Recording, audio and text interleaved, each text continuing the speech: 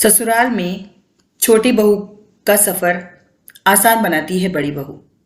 क्या आप मेरी बात से सहमत हैं? आज हम बात करने वाले हैं देवरानी और जेठानी के रिश्तों के बारे में फ्रेंड्स। तो चलिए शुरू करते हैं आज का video. Welcome to being a woman and let the mind talk begin.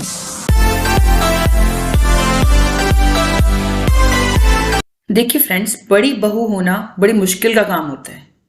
घर की बाहर की सारी जिम्मेदारियां जो हैं सास ससुर की कई साल पहले आने के कारण सिर्फ उसे वहन करनी पड़ती हैं और वह जिम्मेदारियों के नीचे कई बार इतनी ज्यादा दब जाती है, कहे भी तो किसे खुद के लिए बिल्कुल फुर्सत नहीं निकाल पाती।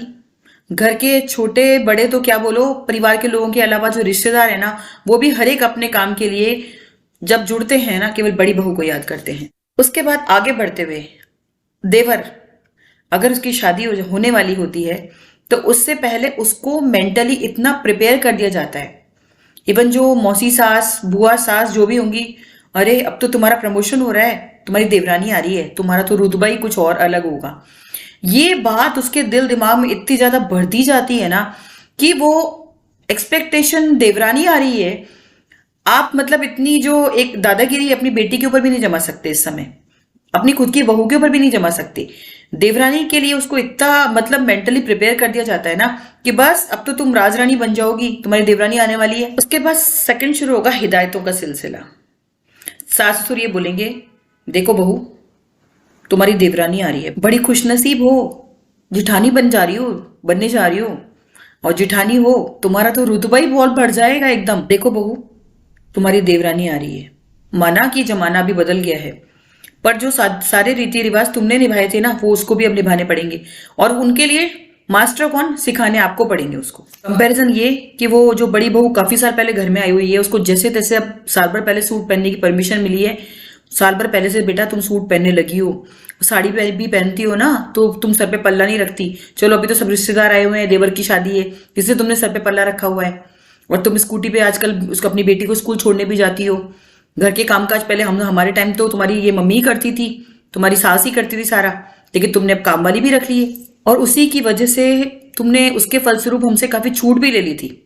लेकिन अब स्थिति है कि तुम्हारी देवरानी आ रही है, तो वो भी तुमको देखकर तुम्हारे जैसी बन जाएगी, जैसे तुम हो वैसी बन जाएगी। 5-6 साल तुमने हमारे हिसाब से रही हो, लेकिन इन्हीं सालों में तुमने बगावत भी शुरू कर दी थी। और फिर उसको हिदायत देंगे, देखो बहू तुम्हें कुछ साल वैसे ही रहना पड़ेगा जैसे तुम शादी के तुरंत बाद रहती थी, सारे रीति रिवाज उसी तरह से निभाने पड़ेंगे। अब बेचारी बड़ी बहू ये सोचेगी कि ये सास ससुर इतनी लंबी भूमिका क्यों बनवा रहे हैं, क्यों चाहते हैं, मतलब क्या चाहते हैं, ये क्या करवाना चाहते हैं मुझसे। सूट पहनना बंद करना पड़ेगा, अगर साड़ी पहनो तो साड़ी के ऊपर सर पे पल्ला रखना पड़ेगा, और स्कूटी लेके कहीं आवा जाने की जरूरत नहीं है, कुछ मंगाना हो तो हमसे कहना, हम ला करके देंगे तुमको। और देवरानी को ये समझाना होगा कि तुम्हें इसी तरह से रहना है। अब बड़ी बहू कहती है कि सासू जी को कि मम्मी ये बात आप ही समझा देना, पापा आप ही समझा देना, लेकिन वो वहां से क्या रिएक्शन आता है वापस, बेटा क्यों, तुम्हें समझाने में क्या दिक्कत है, तुम बड़ी हो, अपनी जेठानी वाला रुतबा रखना, उसको समझाना कि इसी तरह से रहना है तुमको। फिर वो डांस करती है, कौन से गाने पे, लो चली मैं अपने देवर की बारात लेकर। और बारात लेने के साथ जाने के अंदर एक लाइन, 2 लाइन और भी है, अब मैं जेठानी बन गई हूँ, हुक्म चलाऊंगी मैं और मेरी सहमी खड़ी रहेगी देवरानी। उसको पहली बार लगता है कि सास ससुर उसके बड़े होने का रुतबा उसको बता रहे हैं, उसके हक की कोई बात कर रहे हैं। ठीक है कोई बात नहीं, वो एग्री हो जाती है कि ठीक है मैं जो भी बात है कर लूंगी। क्यों? क्योंकि जो उसको मेंटली प्रिपेयर किया गया है ना देवरानी को समझाने के लिए, अपना बड़प्पन दिखाने के लिए, अपना रुतबा दिखाने के लिए, तो उसको लगता है कि उसकी खुद की अहमियत उसको बहुत ज्यादा बड़ी नजर आने लग जाती है। फिर वो पूछेगी, मम्मी ये क्यों कर रहे हो आप घूंघट, इतना आगे क्यों सरका है पल्ला? क्यों बेटा, अभी देवरानी के पीहर वाले आने वाले हैं, तो वो देखेंगे कि हमारे बहुओं को कैसे रखा जाता है।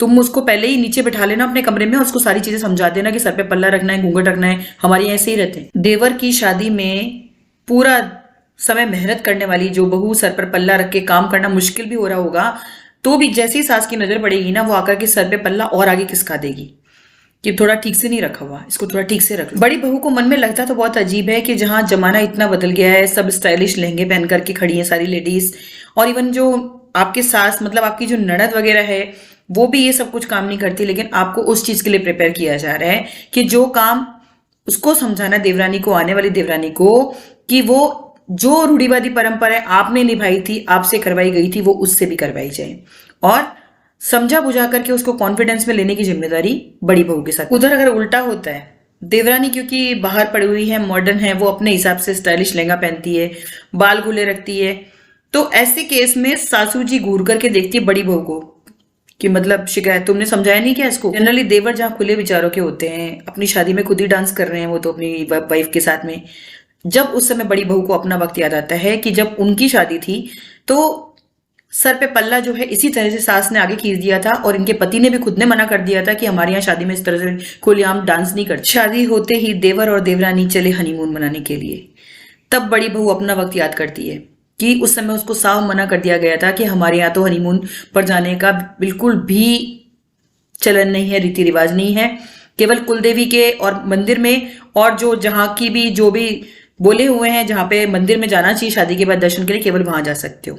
अब आप कंपैरिजन देखिए, जो मैं ये आपको बता रही हूँ ये कई लोगों के साथ हुआ होगा, ये कई बड़ी बहुओं के साथ घर में हुआ होगा कि उन्होंने ये सेक्रीफाइसेस किए होंगे और इसी वजह से सास ससुर छोटी बहू को अपने मनमाने तरीके से चलाने के लिए बड़ी बहू का इस्तेमाल करते हैं। देवर जनरली नोटिस कर लेते हैं कि बड़ी भाभी के साथ में किस तरह का व्यवहार किया जा रहा है और वो पेरेंट्स को भी आगाह कर देते हैं कि आप जैसा व्यवहार भाभी के साथ करनी है वैसा व्यवहार हमारी वाइफ के साथ मत करना। जब देवर देवरानी हनीमून से वापस आते हैं तो बड़ी बहू वही निर्देशानुसार जैसा सासू ने बोला है वो कहती है कि तुम घर पे सूट मत पहनो, साड़ी पहनो, सर ढको और सुबह उठते ही 7 बजे तैयार होकर नहा धो करके नीचे आ जाओ, किचन में क्या बनाना है, किसको क्या खाना है, सबसे उनकी चॉइस पूछ करके हिसाब से बनाओ, बाहर जाना नहीं है, इस चीज का निर्णय बड़े लेंगे, घर के कुछ मंगाना है तो उनको बोलो वो ला कर देंगे। जो कुछ भी बड़ी बहू के साथ हुआ था और जो उसको कहा गया था करने के लिए वो कर देती है। अगर पापा जी आ जाते हैं तो उनके सामने सर का पल्ला ठीक से रख लेना, ड्राइंग रूम में बैठे हो तो वहां से गुजरना नहीं है, जो कुछ भी उसको बताया गया था सारा लेखा जोखा वो अपनी देवरानी के सामने प्रस्तुत कर देती है। देवरानी ठहरी मॉडर्न टाइम की, वो सुनकर हंसती है, मुस्कुराती है। पहले तो भाभी आप बुरा मत मानिएगा, देखने में तो ऐसा ही लग रहा है कि आप इस घर की बहू हैं पर आप मेरी सास बनने की कोशिश कर रही हैं। मेरे पति और मेरे रिश्तेदारों ने मुझे एक ही बात कही है कि जिठानी थोड़ी तेज है, इससे बचकर रहना थोड़ा सा। और रही बात मानने की, तो मुझे मेरे पति बोलेंगे या कुछ बोलना है तो मम्मी पापा खुद बोल देंगे। हाँ, आप सोचिए बड़ी बहू की हालत क्या होगी। वो जहां उसे ये सोचना चाहिए था कि मेरी एक फ्रेंड आ रही है जो मेरे साथ एक मेरी सहेली जैसी आ रही है, जो मेरा काम बटा सकती है, जिससे मैं अपने सारे दुख दर्द शेयर कर सकती हूँ, उसकी जगह आज क्या हुआ। और तुम्हारी सास ने भी तुम्हारे साथ वही सब कुछ किया जो कि उन्होंने खुद अपने टाइम सहा था। तुम्हारे जो सास ससुर है वो भी उस समय नए नए सास ससुर बने थे। अब वो परेशान होकर के या तो अपनी फ्रेंड को फोन करे या अपनी मम्मी को फोन करे और ये बात बताए कि आज ऐसा ऐसा हो गया। सामने वाले अगर उसको ये राय देते कि देखो जब तुम घर में आई थी तब तुम घर की पहली बहू थी, बड़ी बहू थी घर, और तुम्हारे देवर ने ये चीज 5-6 साल देखी है कि किस तरह से पति और बेटे के रिलेशन के अंदर तालमेल बनाया जाना चाहिए, तो वो ये चीज सब जानता। आज इतने वक्त बाद तेरे सास ससुर के कहने पर तूने अपना जेठानी वाला रूप दिखाया। ठीक उसी तरह तुम्हारी शादी के बाद तेरी सास ने अपना सास वाला रूप दिखा दिया था कि बड़ी बहू उसके लिए ससुराल का सफर आसान बना सकती है। वैसे भी घर की छोटी बहू के लिए एक तोहफा, एक गिफ्ट ही होता है कि उसे घर के माहौल में, घर के रीति रिवाजों में सब जगह छूट मिलती है। कर्तव्य भी ज्यादा रहेंगे और लोगों की उनसे एक्सपेक्टेशन और अपेक्षाएं भी ज्यादा ही रहेंगी। और क्योंकि जो बड़ी बहू है वो घर में पहले आई है तो उसकी जिम्मेदारियां ज्यादा रहेंगी हमेशा। इसलिए रिश्तों के बीच में फंसना बंद कर देना चाहिए और सास ससुर को क्लियर बोल देना चाहिए कि आपको जो कुछ भी कहना है ना, आप डायरेक्टली उनसे ही बात करिए, देवरानी को ही समझाइए। छोटी बहू की गलतियों को माफ किया जा सकता है कि वह नई है, छोटी है, नहीं समझती है, पर बड़ी बहू को उसकी गलतियों के लिए हमेशा कटघरे में खड़ा करा जाएगा। देवरानी और जिठानी का रिश्ता बहुत नाजुक होता है। देखिए इसमें अगर एक बार दरार पड़ जाती है ना तो बहुत मुश्किल हो जाता है वापस तालमेल को बिठाना। बड़ी बहू को भी समझ जाना चाहिए कि कोई ये अधिकार या आधिपत्य नहीं दिया गया, उसको बड़प्पन नहीं है। ये देवरानी और जिठानी के अंदर एक दरार, एक रंजिश, एक मन मुटाव पैदा करने की कोशिश की है सास ससुर ने। समय को 5-6 साल पहले पीछे नहीं ले जा सकते। जो कुछ 5-6 साल पहले बड़ी बहू बनकर आपने सहा, सास ससुर के कहने से वो सब चीजें अपनी देवरानी से कराने की अपेक्षा मत करिए। रिश्तों में जब तक प्यार, अपनापन, लगाव नहीं होना तो रिश्ते टूट जाते हैं। ये भी कोई लाइफ हुई कि आप अपनी पसंद से जी ना सको, जो चाहो वो खा ना सको, जो चाहो वो पहन ना सको, अपनी मर्जी से बाहर जा ना सको। देवरानी भी ये चीजें शेयर करती है अपनी फ्रेंड्स के साथ, अपनी मदर के साथ कि मैंने तो मेरी जेठानी को साफ साफ कह दिया है कि मेरी सास बनने की कोशिश मत करना बिल्कुल भी। और वैसे भी मेरे पति ने मुझे सब कुछ फ्री कर रखा है तो मैं किसी की बात क्यों सुनूं भाई। और आजकल का ये जमाना ऐसा थोड़ी है, बाहर नहीं जाना है, किसी से पूछ करके, किसी से पूछे बिना ये नहीं करना है, वो नहीं करना है। ये सब देख करके बड़ी बहू का दिल कितना ज्यादा टूटता है सोचिए। फिर जो देवर देवरानी की केमिस्ट्री समझ में आती है उसको, कि फोन पर वो बात कर रही है किसी से और कहती है कि मुझे पहले ही मेरे पति ने पहले ही समझा दिया था कि ये भाभी जो है एक्टिंग कर रही है, ये 1 साल पहले से सूट पहनने लग गई हैं और नॉर्मल जिंदगी जी रही हैं, और मेरे आने के बाद इन्होंने जानबूझ करके वापस साड़ी पहनना शुरू कर दिया ताकि मैं भी वैसा ही करूं। और गलत फहमियों को, डिस्प्यूट्स को जितना जल्दी सॉल्व कर दिया जाए ना उतना अच्छा रहता है। और ये रिश्ता इतना नाजुक होता है देवरानी और जेठानी का कि जिसके बीच में गलत फहमी की कोई गुंजाइश कहीं पर भी नहीं होनी चाहिए। दूरियों को कम करने के लिए सच्चाई और बातचीत करना, संवाद करना बहुत जरूरी है दोनों का आपस में। तुम्हारे आने से मैं बहुत खुश थी कि मेरी एक सहेली आ जाएगी जिसके साथ मैं सारे सुख दुख बांट पाऊंगी, हम हंसी मजाक कर पाएंगे, कोई बात होगी तो शेयर कर पाएंगे आपस में। संवाद भी ऐसा होना चाहिए कि जेठानी बनकर मत समझाइए उसको, दोस्त समझकर समझाइए। अपनी परेशानियों के बारे में जिक्र कर सकती है कि मैंने 6 साल इतना संघर्ष किया, उसके बाद जाके थोड़ा बहुत बदलाव आया। मैंने खुद की आजादी के लिए, थोड़ा बहुत सही तरीके से रहने के लिए बहुत संघर्ष किया, मेरा किसी ने साथ नहीं दिया, इवन पति तक ने भी साथ नहीं दिया, और इवन मेरी परवरिश तक के ऊपर सवाल उठाए गए। पिछले 5-6 सालों में मैं खाली ये बड़ी बहू वाली जिम्मेदारियां निभा निभा के बहुत बुरी तरह से थक गई थी। मुझे लगा था मेरी लाइफ में कोई चेंज आएगा, लेकिन जो मम्मी पापा ने मुझे तुमसे कहा कहने के लिए, वो मैंने तुमसे कह दिया। मेरी कोई गलत मंशा, कोई गलत आकांक्षा तुमको लेकर के नहीं थी। जब जब छोटी छोटी बातों के लिए आवाज उठाई, केवल छोटी सी बात के लिए कि सूट पहन सकती हूँ क्या, तो बहुत कुछ सुनाया गया मुझे। साड़ी पहनने को कह देना, पल्ला करने को कह देना।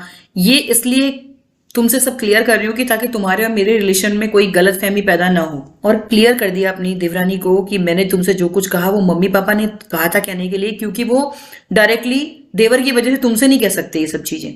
तो इसमें मेरी कोई भी गलती नहीं है। समझने की कोशिश करना, अगर आपने ये बात सही तरीके से समझा दी है और उसको समझ आ गई है तो अल्टीमेटली वो अपनी गलती रियलाइज कर लेगी। ये भी कि बड़ी बहू के दुख और परेशानियां जब देवर देख रहा होता है ना, तो उसको अच्छी तरह समझ में आ जाता है कि जो कुछ भी इनके साथ हो रहा है ना, वो मेरी वाइफ के साथ नहीं होना चाहिए। कि घर की बड़ी बहू को कितना रीति रिवाजों के नाम पर बांधा जाता है, कितना उसको सहना पड़ता है, क्या क्या सहना पड़ता है। और जो आप अपने संघर्ष से ससुराल में जो थोड़ा बहुत भी चेंज लाई है ना, उससे मेरी लाइफ थोड़ी आसान बनी है।